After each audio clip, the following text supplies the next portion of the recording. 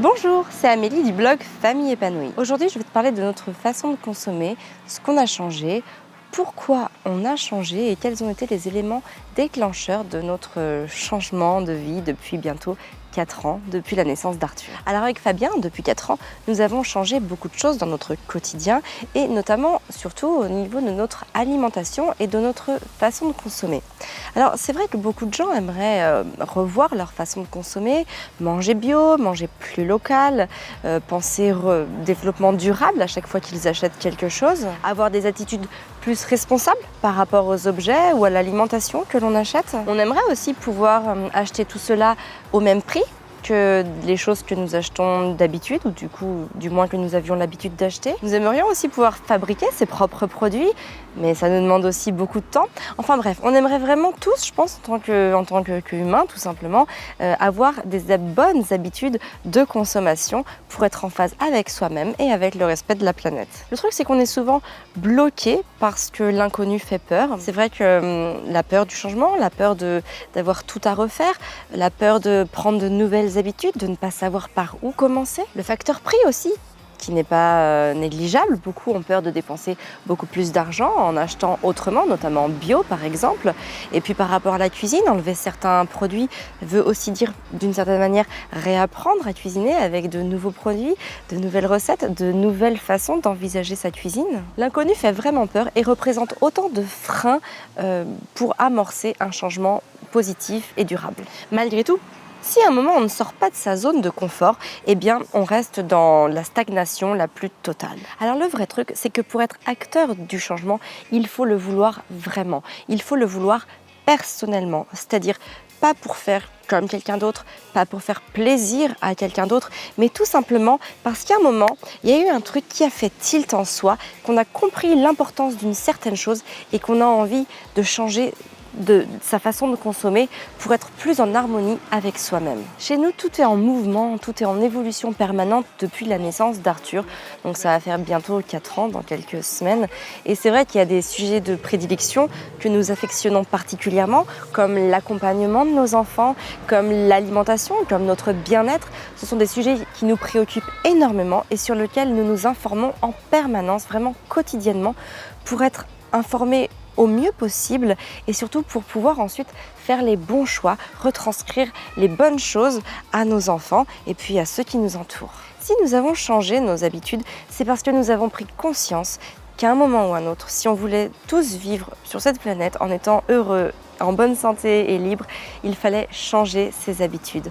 Alors je vais te donner des petits trucs qui nous ont fait tilt à nous et qui ont amorcé notre changement. Évidemment, la première, c'est par rapport à notre santé et à notre bien-être. Nous avons commencé donc une alimentation bio à la naissance d'Arthur parce que nous nous sommes rendus compte que le taux de pesticides chez les gens, chez les personnes qui mangeaient des aliments sortant de l'agriculture conventionnelle, eh bien, avaient des taux de pesticides beaucoup plus élevés dans le corps que les autres. Et en fait, à partir de ça, tout s'est enchaîné. C'est-à-dire nos produits ménagers, nos produits d'usage corporel, nos cosmétiques. On a changé en fait beaucoup de choses puisque d'une manière générale, nous voulions empêcher au maximum les pesticides de rentrer dans notre corps. On a aussi voulu privilégier l'économie locale parce qu'il faut savoir que quand on fait ses courses près de chez soi, chez des petits agriculteurs, chez des petits éleveurs ou dans des biocoop ou dans des choses comme ça, eh bien l'argent va être réinvesti souvent au niveau local. Et en fait, cette manière de consommer va permettre d'enrichir tous les gens qui sont autour de nous et surtout d'arrêter d'enrichir ces gros industriels qui font souvent beaucoup de pression sur les prix, sur les agriculteurs, sur les éleveurs et qui leur demandent toujours de baisser plus leurs prix. Et c'est aussi pour ça qu'aujourd'hui en France, on se retrouve avec des agriculteurs qui ne peuvent pas vivre décemment de leur métier, tout simplement parce qu'il y a trop de pression sur eux pour faire sans cesse baisser les prix. Et parfois, on a tendance à dire « ceux qui font du bio gagnent bien leur vie ». Déjà, qu'est-ce que ça veut dire gagner bien sa vie? Moi, je pense surtout qu'ils ont des salaires tout simplement décents pour pouvoir vivre de leur travail. Et je pense qu'aussi, il faut aussi savoir remettre le prix des choses. Et je pense que payer peut-être un petit peu plus cher pour se nourrir, eh bien c'est peut-être tout simplement la vraie valeur de ces produits-là, c'est-à-dire des produits de qualité. Et du coup, en enrichissant tous ces agriculteurs autour de nous, eh bien, nous redonnons une valeur ajoutée à notre économie locale. Un autre point va être celui de supprimer l'addiction liée à la consommation. C'est vrai qu'en général, plus on consomme et plus on en veut. Des fois même, on consomme pour stocker, alors qu'on n'en a pas besoin sur l'instant T, mais il y a une promo, il y a une offre, il y a quelque chose, alors on n'a pas de besoin, mais l'industrie va nous en créer un. Donc, on consomme. Et ça devient addictif. On veut toujours être à l'affût de la meilleure promo, du meilleur prix. Et des fois, on y passe beaucoup de temps pour gagner 3 ou 4 euros, ce qui est complètement dérisoire. Alors nous, du coup, en revoyant notre schéma de consommation, eh bien, nous avons supprimé cette addiction et nous sommes évidemment beaucoup moins dépendants aux magasins et à toutes ces publicités et tout ce qui peut nous inciter à consommer encore plus. Donc c'est aussi une qualité de vie que l'on retrouve parce qu'à côté de ça, c'est du temps passé en moins dans les magasins et donc du temps passé en plus chez nous, auprès de nos enfants, centré sur notre essentiel. Tout cela aussi nous fait devenir moteur de nos choix. C'est-à-dire que l'on ne regarde jamais la télévision, que l'on n'écoute pas les informations, que l'on n'écoute pas forcément beaucoup la radio, en tout cas pas pour les informations de masse. Donc forcément, les informations que l'on veut obtenir, nous allons les chercher. Nous sommes dans une démarche d'aller chercher l'information. Ce n'est pas l'information qui vient à nous, c'est nous qui allons la chercher. Ça fait une énorme différence par rapport à la qualité de l'information que l'on obtient. Parce qu'on a des sites de référence, on a des personnes de référence sur lesquelles on peut s'appuyer, dans lesquelles on a confiance et forcément, on ne prend que ce que l'on veut. Et ça nous permet de sortir de cette information négative que l'on peut avoir chaque jour lorsqu'on allume la télé ou la radio et que l'on entend qu'il y a des morts partout dans le monde.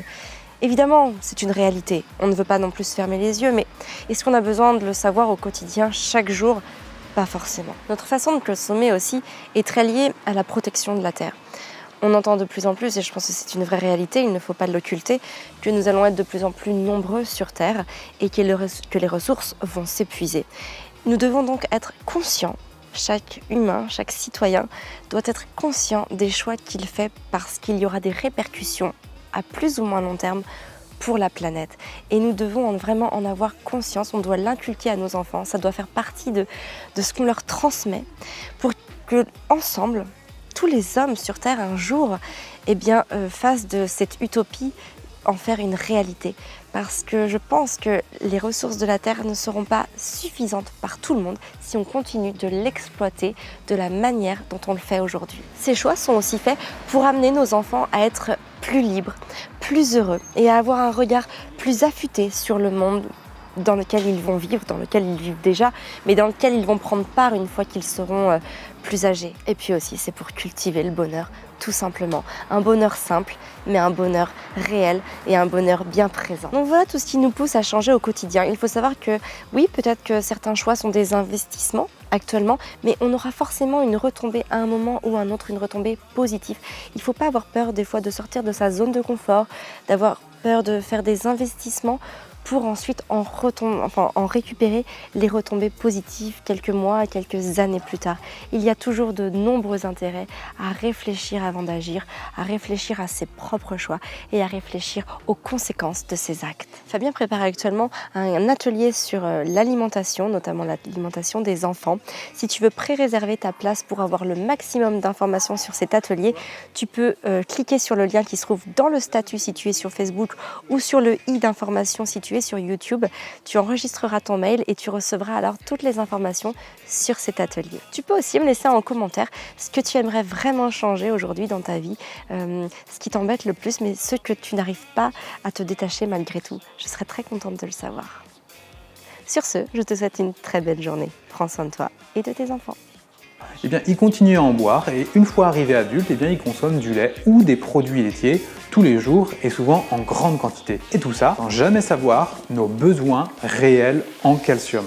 On consomme quelque chose dont on ne sait pas ce qu'il y a dedans.